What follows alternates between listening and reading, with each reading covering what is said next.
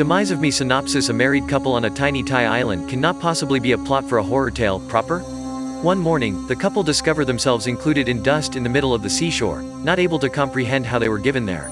As it is their final day at the island, they determine to rush again to their motel, only to discover that their passports are missing.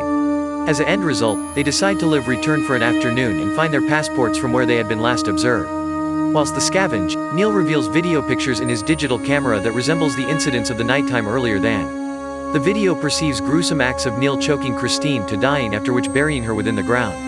That could explain the dust that they were included in. However, what about the reality that Christine is very tons alive? Their strive at finding the reality is what units up the idea of the story.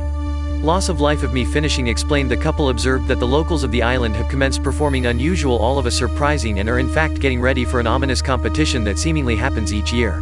Because the news of a big hurricane hitting the island surfaces, the couple decides to discover a manor out of the island.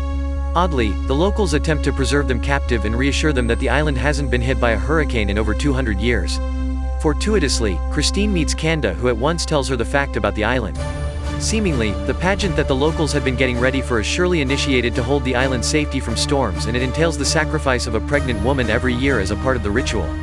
It is then discovered that the motive why the locals are maintaining Christine captive is due to the fact she is pregnant. What they saw in the video changed into a good deal real. However, Christine didn't die due to the pendant that Maddie had put on her earlier. The pendant lets her exist on a supernatural aircraft. This means that she's no longer sincerely dead and now not alive either. Why did Neil kill Christine? Inside the flashback, it is seen that Neil is inside the bar with Maddie, who spikes his drink with corpse oil that shall we the locals manipulate his thoughts and moves. That is why he kills Christine and then commits suicide quickly after. But if he had dedicated suicide, why was he alive day after today even without proudly owning the pendant? Seems, he turned into honestly useless and part of Christine's unconscious imagination.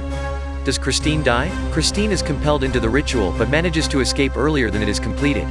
As she takes to the air on a getaway boat, she sees that the typhoon has already made its way into the island.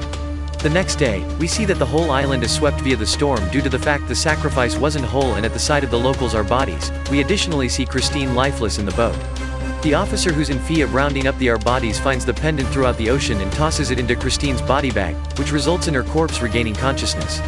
Thereafter, she manages to get away from the body bag and is going on to stay extraordinarily peaceful lifestyles. The movie ends with many questions. Due to the pendant, Christine can't truly die. And if this is so, will she ever? Greater importantly, what will occur to her toddler? Will it become a demon infant?